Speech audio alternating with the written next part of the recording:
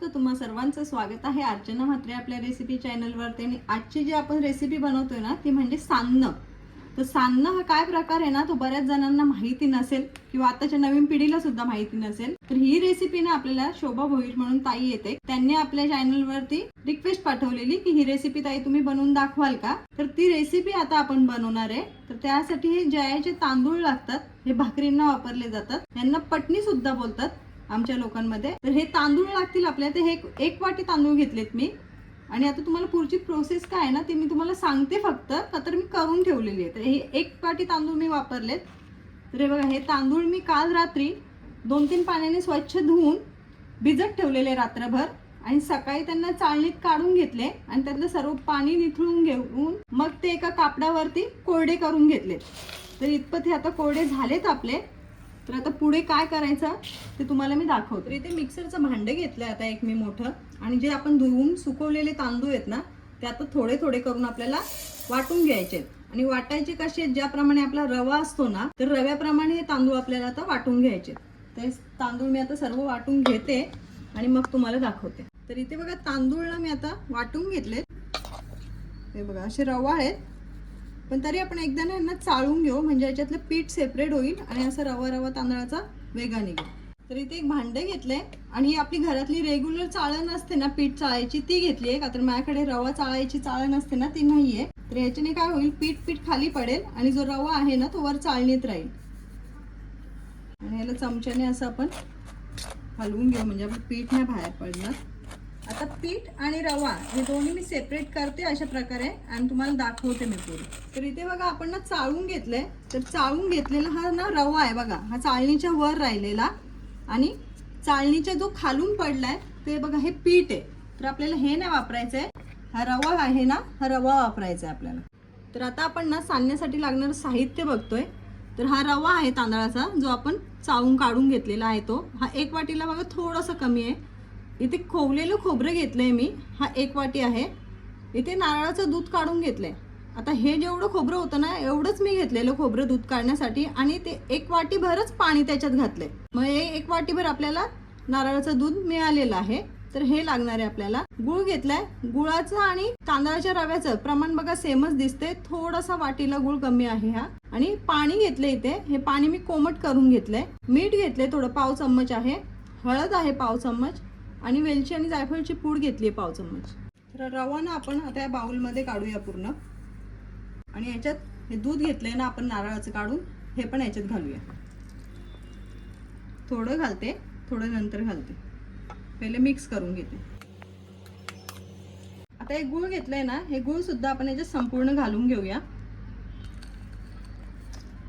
आणि हे ओलं खोबरं हे पण आता याच्या सोबतच आपण घालू, आणि पुन्हा हे मिक्स करू आपण। आता याच्यात कोमट पाणी करून घेतले ना हे घालते मी। याच्यात पण थोडं पाणी शिल्लक ठेवते, का तर आपल्याला नारळाचं दूध पण टाकायचं आहे ना। आणि मिक्स करून घेते। हळद घालूया याच्यात, मीठ घालते, आणि वेलची आणि जायफळची पूड ही पण आपण याच्यात आता घालून देऊ। पुन्हा मिक्स करू, आणि जे नारळाचं दूध आता आपलं शिल्लक उरलंय ना ते सुद्धा सर्व याच्यात घालून घेऊ।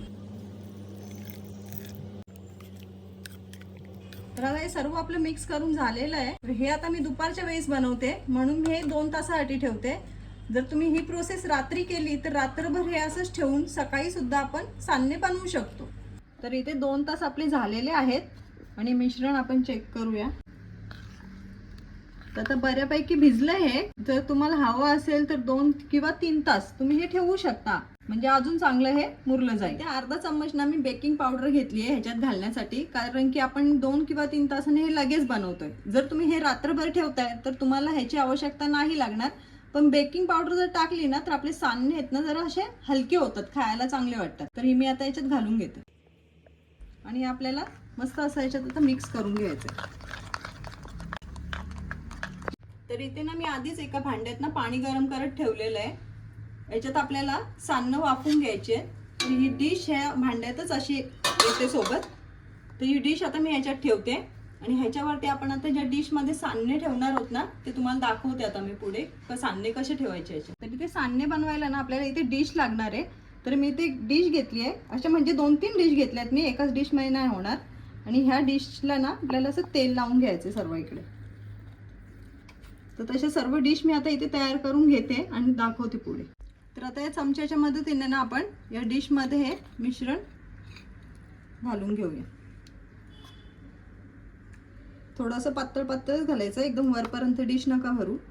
तर ह्याचप्रमाणे आपण दुसरी डिश पण भरू. तर इथे बघा मी आता 4-5 डिश असे भरून घेतलेले आहेत. आता हे डिश आपण वाफवायसाठी ठेवून देऊया. तर पाणी सुद्धा आपलं तापलंय, याच्यावर आता आपण ह्या डिश ठेवून घेऊया.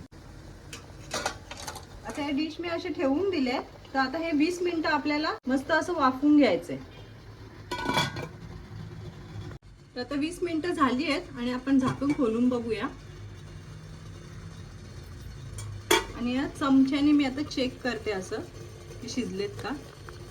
तर बघा चमचा आपला क्लिअर येतोय, काहीच नाही लागत याला. सान्नं आपलं शिजलंय. आता गॅस बंद करूया आणि सान्ने आपण थंड करून घेऊया. इथे बघा सर्व सान्ने आहेत ना आपले थंड झालेले आहेत. तर एक डिश मधून तुम्हाला मी हे सान्नं आता काढून दाखवते. चमचा घ्यायचा आणि अशा साईड याच्या मोकळ्या करायच्या, ज्याप्रमाणे आपण इडली काढतो ना तसंच. चमचा असं खालनं घ्यायचा.